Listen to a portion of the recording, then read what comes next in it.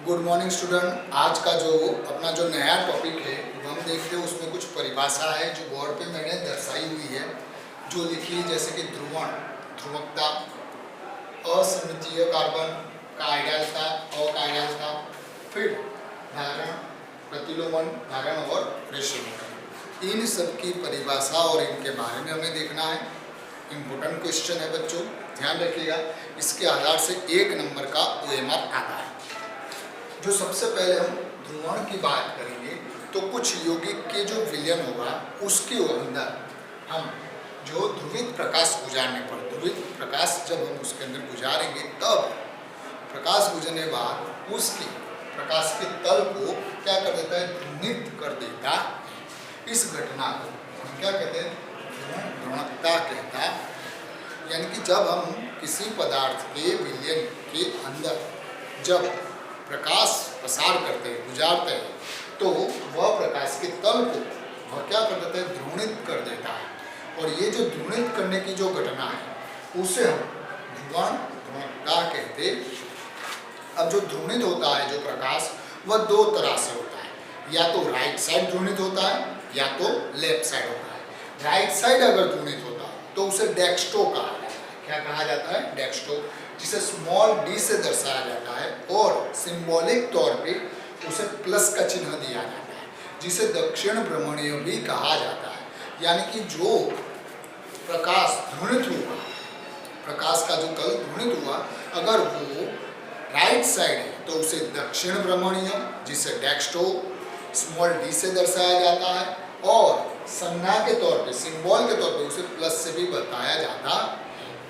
अगर मान लो कि जो ध्रुवित प्रकाश गुजरने के बाद जो प्रकाश का जो तल ध्रुवित अगर लेफ्ट साइड होता है, ध्रुवित कहाँ होता है, अगर लेफ्ट साइड होता है, जिसे वाम भ्रमणीय कहा जाता है। क्या कहा जाता है, वाम भ्रमणीय कहा जाता है, जिसे लेवो के आधार से बताया जाता है, जिसे स्मॉल l से हमने बताया। स्मॉल l से भी बता सकते हो या माइनस से भी बता सकते हो। यहाँ पे आप देख सकते हो कई जगह पे मैंने प्लस और माइनस के आधार से बताया। प्लस का मतलब डेक्स्ट्रो स्मॉल d और माइनस का मतलब लेवो स्मॉल l। यह इस तरह से दर्शाया जाता है। और बच्चों स्मॉल लेटर में ही रखना है, कैपिटल लेटर में रखना नहीं है। कैपिटल में उसका मतलब अलग हो जाएगा। यानी कि ध्रुवण, ध्रुवणता के बारे में हमें पता चल गया। अब उसके बाद असममितीय कार्बन।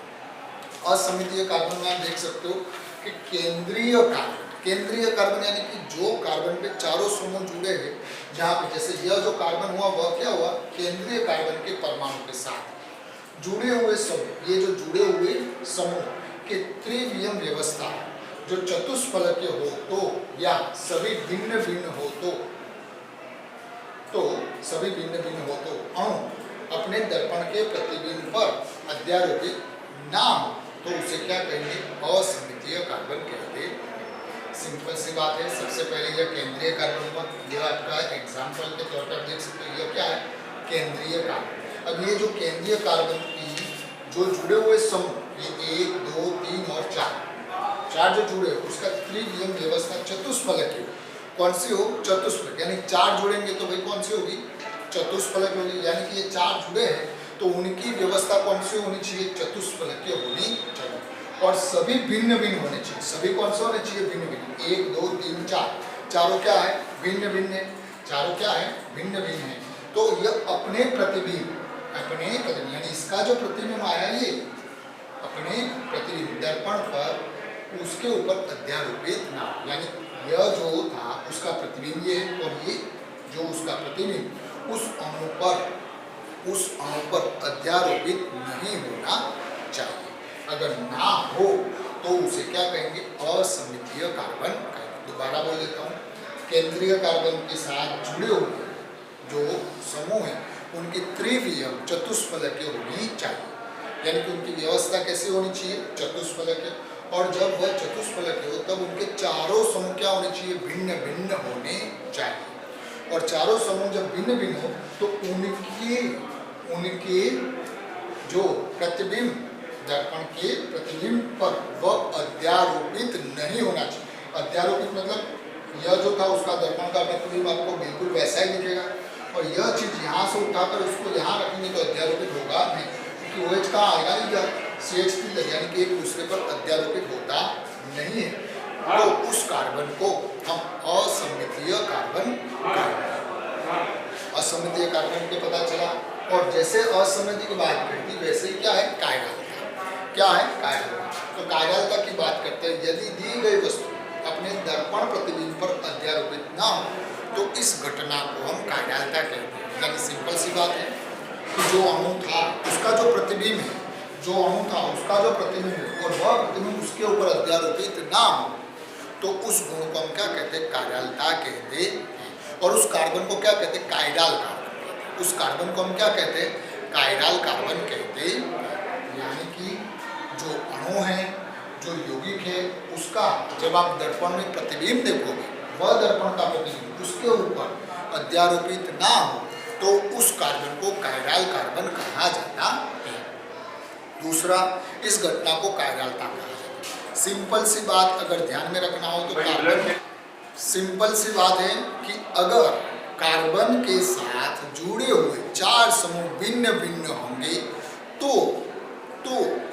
वह यौगिक का जो कार्बन है वह कायरल होगा। जैसे कि यहाँ इस कार्बन में देख सकते हो चारों समूह क्या है, भिन्न भिन्न, तो यह क्या होगा, कायरल कार्बन। अगर ऊपर का एक और एग्जाम्पल हम देखते हैं, यहाँ पे देखो चारों समूह क्या भिन्न भिन्न है, नहीं है। 2 CH3, कितने CH3 है, 2, यानी कि चारों से 4 समूह भिन्न नहीं है। यहाँ तो 2 क्या आ गए, समान आ गए, इसलिए यह कायरल होगा नहीं। तो इसे क्या कहा जाएगा, अकायरल। क्या कहा जाएगा, अकायरल। कायरल का मतलब कार्बन के साथ जुड़े हुए जो 4 समूह है वह चारों समूह भिन्न भिन्न होने चाहिए तो कायरल। अगर चारों समूह भिन्न भिन्न नहीं है तो उन्हें हम क्या कहेंगे, अकायरल। और उसकी परिभाषा इस तरह से बनाई है, तो हमें अगर पूछी जाए तो इस तरह से लिखनी। एक और बार बता देते हैं, केंद्रीय कार्बन के साथ जुड़े हुए जो समूह की त्रिविमीय व्यवस्था चतुष्फलकीय होनी चाहिए। चतुष्फलकीय ही होनी चाहिए। अब चतुष्फलकीय है तो ये चारों समूह कौन से होने चाहिए भाई, भिन्न भिन्न है। चतुष्फलकीय उसकी त्रिविमीय व्यवस्था होनी चाहिए। दूसरा पॉइंट क्या है, तो चारों समूह क्या होने चाहिए, भिन्न भिन्न होने चाहिए। और जब चारों समूह भिन्न हो तो वह यौगिक अपने उनका प्रतिबिंब, उस यौगिक का प्रतिबिंब उसके ऊपर अध्यारोपित नहीं होना चाहिए। ये 3 शर्त है, टोटल 3 चीजें असम्मितीय कार्बन के लिए। पहला, तो उसके साथ जुड़े हुए जो समूह हैं वह उनकी त्रिविमीय व्यवस्था चतुष्फलकीय होनी चाहिए। चारों जो समूह हैं वह भिन्न भिन्न होने चाहिए। और जब ये दोनों शर्त हो जाए तब तीसरी शर्त है कि उनका जो अणु का प्रतिबिंब उसके ऊपर अध्यारोपित नहीं होना चाहिए, तो ही उसे हम असम्मितीय कार्बन कहें। और उसको यहाँ पे प्रेजेंट किया, कायरल किसे कहते हैं और अकायरल किसे कहते हैं। जो कायरल होगा उसे हम प्रतिबिंबी रूप भी कहते हैं। कायरल का दूसरा नाम क्या है, प्रतिबिंबी रूप भी हम उसे कहते हैं। और दूसरा जो नेट्रियम के आधार से भी बता सकते, नाम अलग अलग दिए हैं, उसके आधार से भी आपको पूछ सकते हैं। यानी अगर आपको कायरल कार्बन के बारे में पूछा जाए तो आपको सिंपल यही देखना है, उसके चारों समूह भिन्न भिन्न होने चाहिए। त्रिविमीय व्यवस्था वो आपको पता चलेगी नहीं। इसीलिए आपको केवल यही देखना है कि अगर कार्बन के साथ जुड़े हुए 4 समूह अगर भिन्न भिन्न हैं तो वह कायरल। अगर कार्बन के साथ जुड़े हुए 4 समूह भिन्न भिन्न नहीं है तो वह अकायरल। कंप्लीट कायरल अकायरल की बात कंप्लीट हो जाएगी। उसके आधार से और एग्जाम्पल हम बाद में देखेंगे, किताब में भी दिया है। किताब में आप देखोगे बहुत से जो उसके आधार से जो एग्जाम्पल दिए वो आप सॉल्व करो। कार्बन के पास जुड़ने वाले 4 समूह अगर भिन्न भिन्न है तो कायरल बता दीजिएगा, अगर नहीं है तो अकायरल। यहाँ पे जैसे डेक्स्ट्रो और लेवो की बात कही वह प्रायोगिक है, वह किसी चीज से देखने से पता चलेगा नहीं। वह कौन सी चीज़ है, प्रायोगिक है, यानी कि वह आपको डेक्स्ट्रो और लेवो वो तय रहेगा। अब आगे की बात करते हैं। आगे की बात है अपनी धारण। धारण किसे कहते हैं तो उसके बारे में जो आपको बता दिया, किसी रासायनिक प्रक्रिया में असम्मितीय कार्बन के साथ जुड़े हुए समूह की त्रिविमीय अवस्था को बनाए रखने को धारण कहते हैं। यानी कि जो उसकी त्रिविमीय व्यवस्था होगी उसको वो क्या करेगा, असम्मितीय कार्बन बनाए रखेगा, उसमें कोई चेंज होगा नहीं। तो उस प्रक्रिया को हम क्या कहते हैं, धारण। जिसका एक मैंने रिएक्शन लिखी है, यहाँ पे आप देख सकते हो।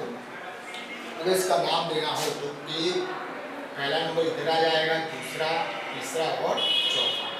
4 कार्बन है, दूसरे पे मैथिल ग्रुप है, यानी 2 मैथिल ब्यूटेनॉल। 2 मैथिल ब्यूटेनॉल की हाइड्रोक्लोरिक अम्ल के साथ जब हम अभिक्रिया करेंगे, हाइड्रोक्लोरिक अम्ल के साथ जब हम अभिक्रिया करेंगे तो 2 Maithil 1 chloro 2 Maithil butanol, butane बन जाएगा। और जब उसकी हम अभिक्रिया करेंगे तो किस तरह से हो रहा है ये आपको देखना है कि यह जो कार्बन है, पहले तो ये जो कार्बन है कार्बन क्या है, असममितीय कार्बन। हमें कहाँ से पता चला असममितीय कार्बन? देखोगे उसके चारों समूह जो उसके साथ जुड़ने वाले हैं वह चारों के चारों क्या है, एक समूह कौन सा है CH3, एक कौन सा है हाइड्रोजन, एक कौन है CH2CH3 और एक कौन है C2CH2OH, चारों समूह भिन्न है।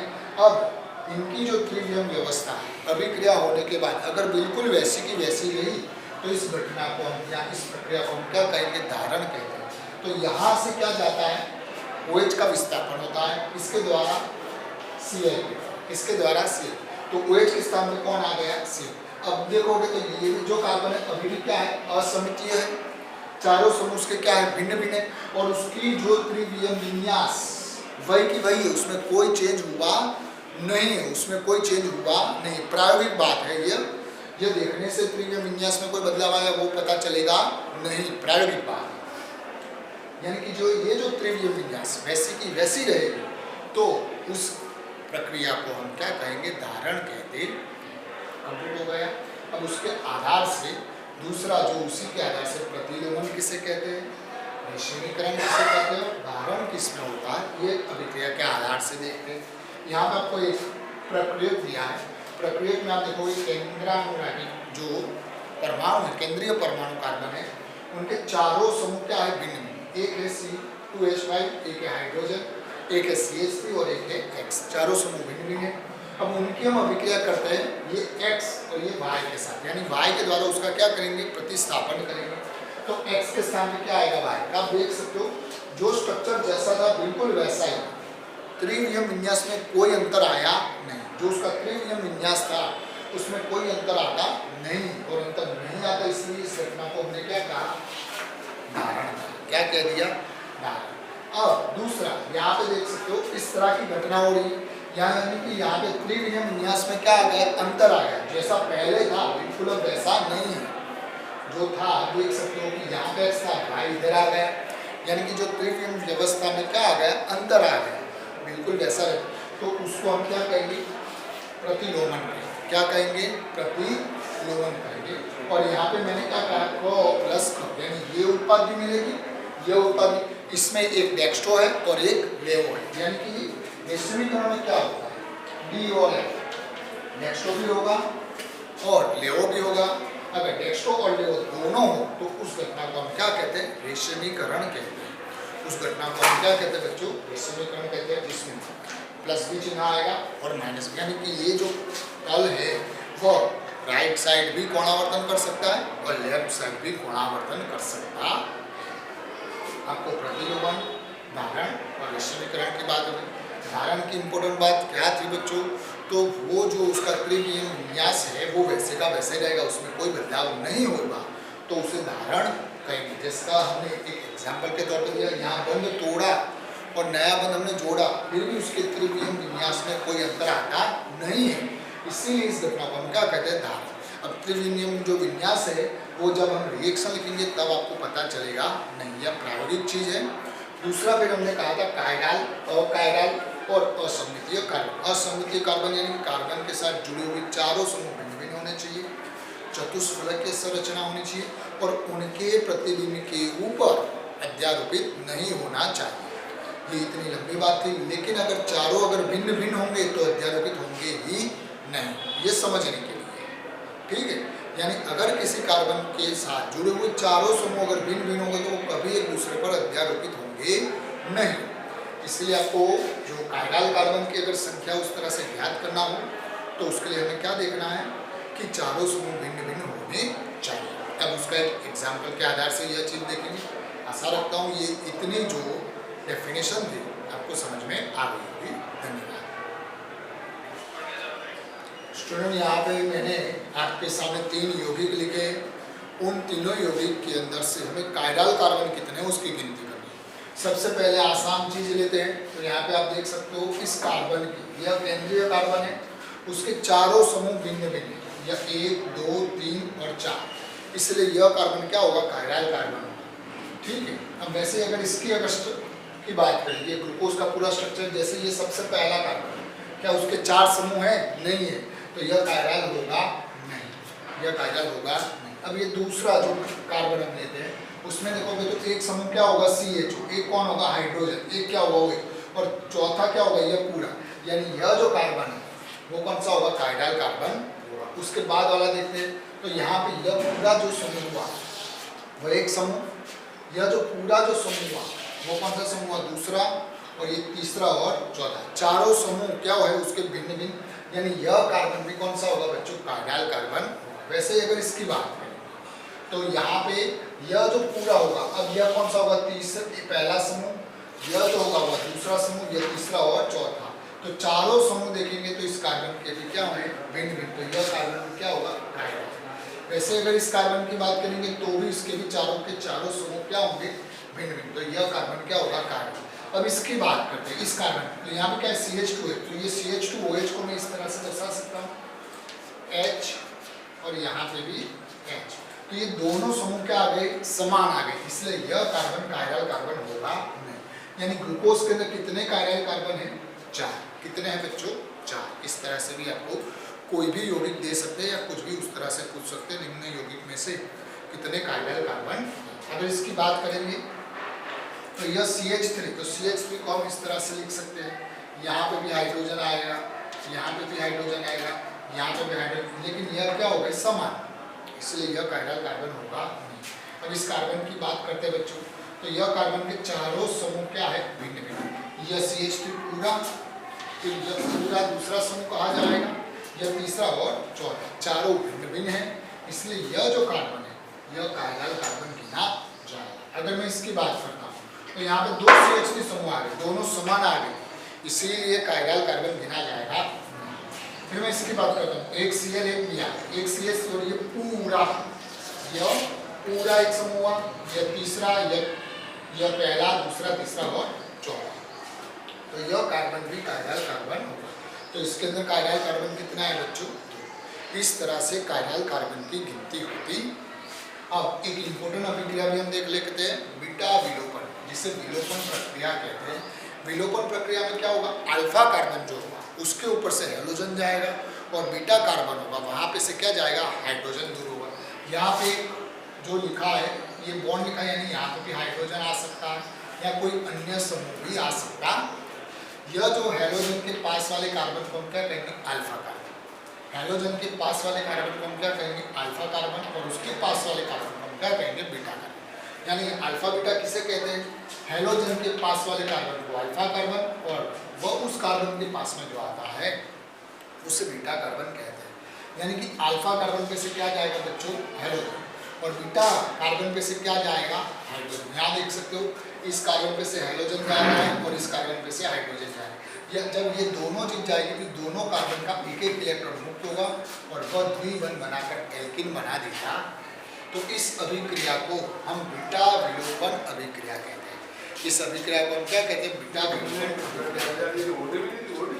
उसका एक और उदाहरण दर्शा देते हैं, यहाँ पे CH3, CH2, CH2, CH और CH3, उसकी 2 तरह से उत्पाद मिल सकते हैं।